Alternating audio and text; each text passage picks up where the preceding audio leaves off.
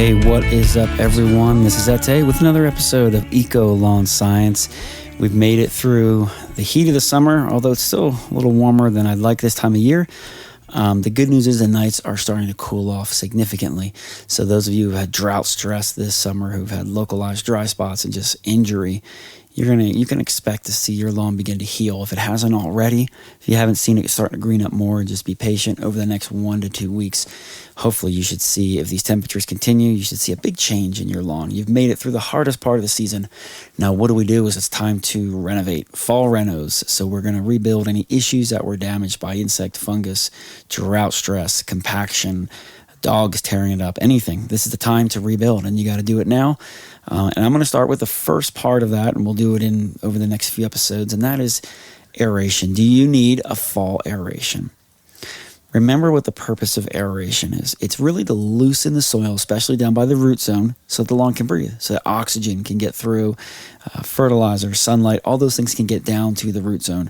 If your soil is too compact, the roots are restricted. They don't grow, they don't have room, and there's a buildup often of carbon dioxide, other gases, toxic gases. Well, gas is toxic to roots, and so it's a big deal. And so if you have a compacted soil, hard soil that it can't do that, then yes, you want to aerate.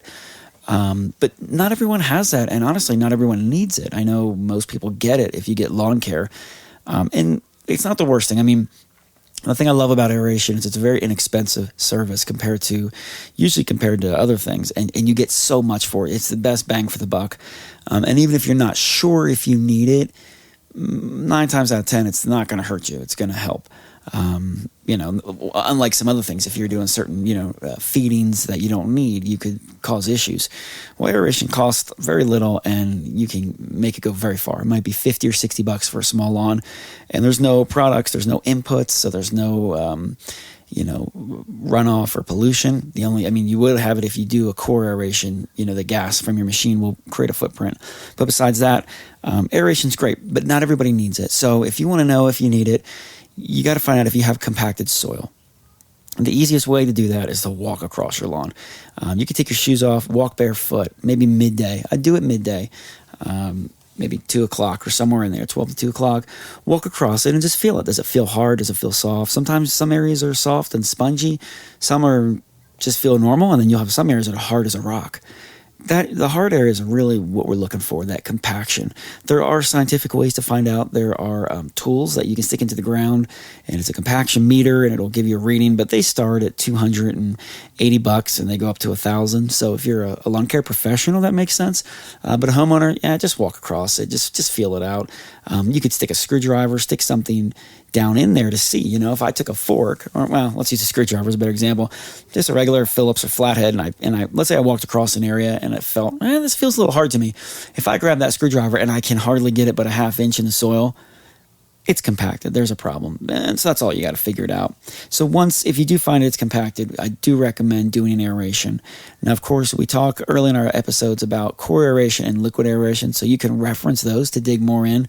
But basically, the summary is the core aeration, they run a machine across, it drops these tines into the grass, pulls out these cores of earth, these little plugs, and then leaves them on the lawn. And then eventually, which allows the lawn to breathe, they settle back in, they wash back in. So you don't lose soil, but you're opening it up. Liquid aeration, you apply it to the soil. There's no big machinery. You'd have to use a large tank, and it settles in as any liquid does, gets down to the root zone, and begins to loosen the soil that way. So whatever your method is, if you have compacted soil, you need to definitely do some aeration. And the fall is my favorite time. A lot of people here do it in the spring, which is my second favorite time, but I love the fall. One of the reasons is because the lawns have been under stress for so long this summer with these cooler nights and the lower temperatures. They're going to begin to use their energy to develop roots. And so if you're aerating and helping those roots and breaking up, the soil and allowing, oxygen to get in, you're going to have deeper, healthier roots. And so now is the perfect time to do it.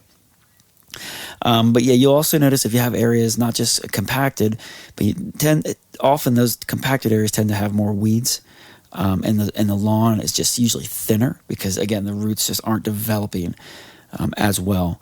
And so you'll also have, because what's happening is the soil is so tight and restricted down below, you're going to have a decrease of nutrient uptake. So your fertilizers aren't going to to work as well. So what are you going to do? You're going to add more fertilizer. And then what do you got to do? You got to add more water. So it's this kind of this cycle again. So the best way is to find out, do I have compaction? If I do, aerate it, and let's help it, especially now, as we're going into the fall. Some of the things that may cause that compaction is excessive use. If you have big parties, people running, dancing, playing volleyball, kids playing sports, riding dirt bikes on the grass. They do that here in Utah. Golf carts, lawnmowers, any big machinery, people riding cars on the grass. I see that all the time.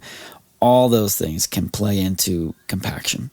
So at the end of the day, the compact soil, it's just a basic massive block, and there's no pore space to allow good air. It's all filled up and tightened in. So that's about it. So I would say if you think you need it, again, take off your shoes, walk across, maybe put a screwdriver, just see. And if it's hard and solid, then do it. Go ahead and give it a shot.